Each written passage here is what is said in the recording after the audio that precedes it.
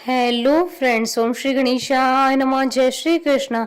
आप सभी का स्वागत है आपके अपने यूट्यूब चैनल पर। फ्रेंड्स, आज हम आपको इस वीडियो में बताने जा रहे हैं वैशाख मास महात्म्य के 15वें अध्याय के बारे में। और स्कंद पुराण के अनुसार वैशाख मास महात्म्य के 8वें अध्याय के बारे में। फ्रेंड्स, वीडियो शुरू करने से पहले आपसे रिक्वेस्ट है, अगर आप हमारे चैनल पर नए हैं और आपने अभी तक चैनल को सब्सक्राइब नहीं किया है तो प्लीज सब्सक्राइब कीजिएगा चैनल को। साथ ही प्रेस कीजिएगा बेल आइकन को, जिससे नए वीडियो से रिलेटेड नोटिफिकेशन आपको तुरंत प्राप्त हो सके। और वीडियो पसंद आने पर वीडियो को लाइक और शेयर जरूर कीजिएगा, ताकि सभी भक्तों को इस वीडियो का लाभ प्राप्त हो सके। और कमेंट बॉक्स में जय श्री कृष्णा जरूर लिखिएगा।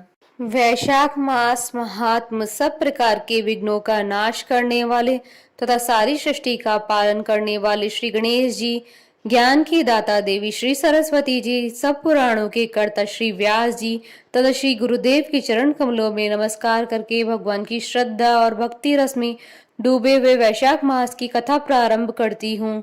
शंख व्याध संवाद। व्याध के पुनर्जन्म का वृतांत।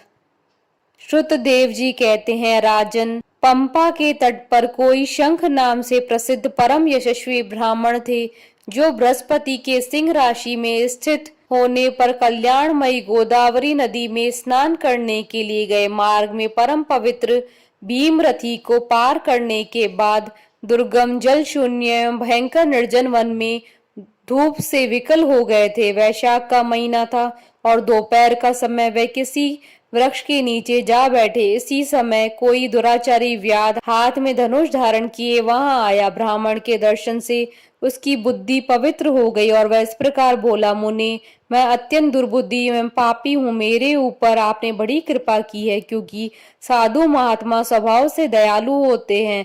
कहा मैं नीच कुल में उत्पन्न हुआ व्याध, और कहा मेरी ऐसी पवित्र बुद्धि। मैं इसे केवल आपका ही उत्तम अनुग्रह मानता हूँ। साधु बाबा, मैं आपका शिष्य हूँ, कृपा पात्र हूँ। साधु पुरुष का समागम होने पर मनुष्य फिर कभी दुखों को प्राप्त नहीं होता। अतः आप मुझे अपने पाप नाशक वचनों द्वारा ऐसा उपदेश दीजिए, जिसे संसार बंधन से छूटने की इच्छा रखने वाले मनुष्य अनायास ही भव सागर से पार हो जाते हैं। साधु पुरुष का चित्त सबके प्रति समान होता है। वे सब प्राणियों के प्रति दयालु होते हैं। उनकी दृष्टि में न कोई नीच है, न ऊंच है, न अपना है, न पराया है। मनुष्य संतप्त होकर जब जब गुरुजनों से उपाय पूछता है, तब तब वे उसे संसार बंधन से छुड़ाने वाले ज्ञान का उपदेश करते हैं। जैसे गंगा जी मनुष्य का पाप का नाश करने वाली हैं, उसी प्रकार मूढ़ जनों का उद्धार करना साधु पुरुष का स्वभाव ही माना गया है। व्याध की ये वचन सुनकर शंख ने कहा, व्याध, यदि तुम कल्याण चाहते हो तो वैशाख मास में भगवान विष्णु को प्रसन्न और संसार समुद्र से पार करने वाले जो दिव्य धर्म बताए गए हैं उनका पालन करो। मुनिश्रेष्ठ शंख प्यास से बहुत कष्ट पा रहे थे। दोपहर के समय उन्होंने सुंदर सरोवर में स्नान किया और युगल वस्त्र धारण करके मध्याह्न काल की उपासना की। फिर देव पूजा करने के पश्चात व्याध के लाए हुए श्रमहारी एवं स्वादिष्ट कैथ का फल खाया। जब वे खा पीकर सुखपूर्वक विराजमान हुए, उस समय व्याध ने हाथ जोड़कर कहा, मुने, किस कर्म से मेरा तमोमय व्याध कुल में जन्म हुआ और किससे ऐसी सद्बुद्धि और महात्मा की संगति प्राप्त हुई? प्रभु, यदि आप ठीक समझे तो मैंने जो कुछ पूछा है वह तथा अन्य जानने योग्य बातें मुझसे कहिए। शंख बोले, पूर्व जन्म में तुम वेदों के पारंगत विद्वान ब्राह्मण थे। शाक्य नगर में तुम्हारा जन्म हुआ था। तुम्हारा गोत्र श्रीवत्स और नाम स्तंभ था। उस समय तुम बड़े तेजस्वी समझे जाते थे, किंतु आगे चलकर किसी वैश्या में तुम्हारी आसक्ति हो गई।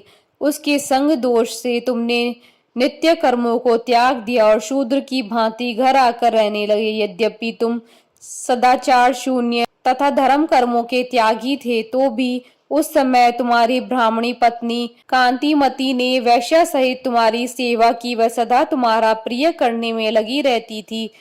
वह तुम दोनों के पैर धोती, दोनों की आज्ञा का पालन करती और दोनों से नीचे आसन पर सोती थी। इस प्रकार वैश्या सहित पात की सेवा करती हुई उस दुखनी ब्राह्मणी का इस भूतल पर बहुत समय बीत गया। एक दिन उसके पति ने मूली सहित उड़द खाया और तिल मिश्रित निष्पाप भक्षण किया। उस अपथ्य भोजन से उसका मुंह पेट चलने लगा और उसे बड़ा भयंकर भगंदर रोग हो गया। वह उस रोग से दिन रात जलने लगा। जब तक घर में धन रहा तब तक वैश्या भी वहां टिकी रही। उसका सारा धन लेकर पीछे उसने उसका घर छोड़ दिया। वैश्या तो क्रूर और निर्दयी होती है, उसे छोड़कर दूसरे के पास चली गई।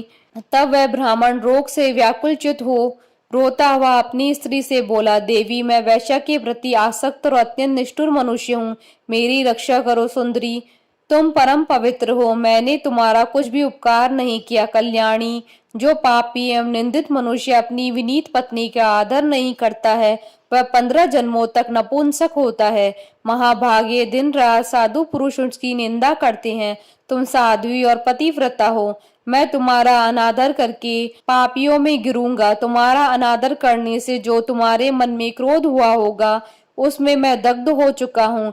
इस प्रकार अनुपात युक्त वचन कहते हुए पति से वह पतिव्रता हाथ जोड़कर बोली, प्राणनाथ, आप मेरे प्रति किए हुए व्यवहार को लेकर दुख न माने, लज्जा का अनुभव न करें। मेरा आपके ऊपर तनिक भी क्रोध नहीं है, जिससे आप अपने को दग्ध हुआ बतलाते हैं। मैं पूर्व जन्म में किए हुए पाप ही इस जन्म में दुख रूप होकर आते हैं। जो उन दुखों को धैर्य पूर्वक सहन करती है वही स्त्री साध्वी मानी जाती है और वही पुरुष श्रेष्ठ समझा जाता है। वह उत्तम वर्ण वाली स्त्री अपने पिता और भाइयों से धन मांग कर लाई और उसी से पति का पालन करने लगी। उसने अपने स्वामी को साक्षात क्षीर सागर निवासी विष्णु ही माना। वह दिन रात पति के मल मूत्र साफ करती और उसके शरीर में पड़े हुए कष्टदायक कीड़ों को धीरे धीरे नख से खींचकर निकालती थी। ब्राह्मणी न रात में सोती थी न दिन में।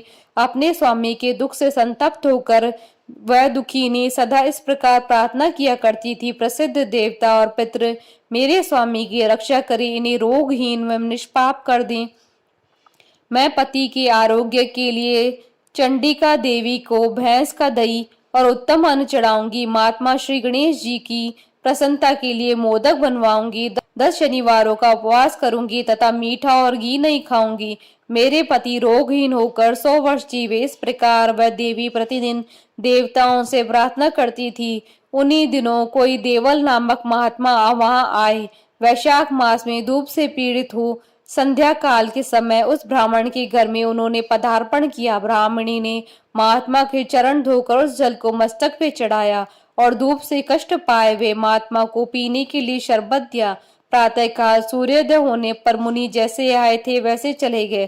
तदंतर थोड़े ही समय में उस ब्राह्मण को सन्निपात हो गया। ब्राह्मणी सौंठ और मिर्च और पीपल लेकर जब उसके मुंह में डालने लगी तब उसने पत्नी की उंगली काट ली। उसके दोनों दांत सहसा सट गए और ब्राह्मणी की उंगली का वह कोमल खंड उसके मुंह में ही रह गया। उंगली काटकर उस वैश्या का चिंतन ही करता हुआ वह ब्राह्मण मर गया। तब उसकी पत्नी कांतिमती ने कंगन बेचकर बहुत सा ईंधन खरीदा और चिता बनाकर वह साध्वी पति के साथ उसमें जा बैठी। उसने पति के रोगी शरीर का गाढ़ आलिंगन करके उसके साथ अपने आप को भी चिता में जला दिया। शरीर त्याग कर सहसा भगवान विष्णु के धाम में चली गई। उसने वैशाख मास में जो देवल मुनि को शरबत पिलाया और उनके चरणादकों को शीश पर चढ़ाया था, इससे उसको योगी गम्य परम पद की प्राप्ति हुई। तुमने अंतकाल में वैश्या का चिंतन करते हुए शरीर त्याग दिया था, इसलिए घोर व्याध के शरीर में आ गए हो और हिंसा में आसक्त हो, सबको उद्वेग में डाला करते हो। तुमने वैशाख मास में मुनि को शरबत देने के लिए ब्राह्मणी को अनुमति दी थी। उसी पुण्य से आज व्याध होने पर भी तुम्हें सब सुखों के एकमात्र साधन धर्म विषयक प्रश्न पूछने के लिए उत्तम बुद्धि प्राप्त हुई है। तुमने जो सब पापों को हरने वाले मुनि के चरणोदकों को सिर पर धारण किया था, उसी का यह फल है कि वन में तुम्हें मेरा संग मिला है। इति श्री स्कंद पुराण अंतर्गत वैशाख मास महात्म का 8वां अध्याय संपन्न हुआ।